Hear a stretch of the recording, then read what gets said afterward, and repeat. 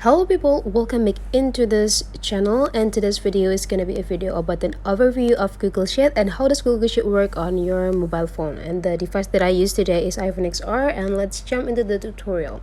And first thing you have to do is just make sure that you already download the Google Sheet application, and this is the looks about the Google Sheet application. If you cannot find this, you just need to go into the App Store and get it installed in your phone. But then if you already installed, just click it to open it.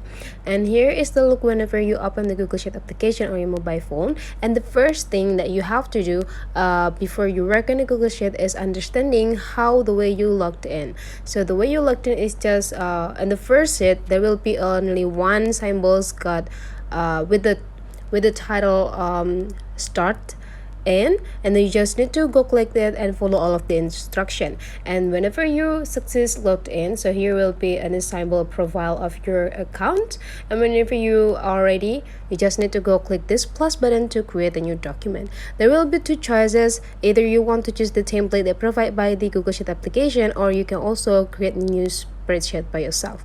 If you click the template, you just need to go click it, and there will be generate you into the templates that already created by Google Sheet, and you just need to find out the template and just replace it with the information that you have.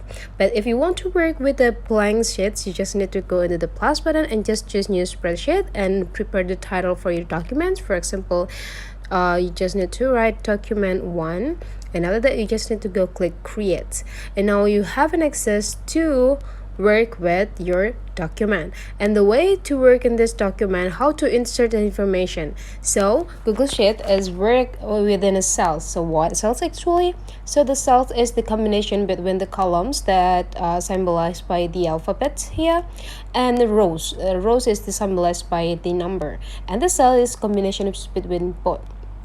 So here with the blue border line over here is the A5 cells. So that will be a combination between the column A and the rows 5.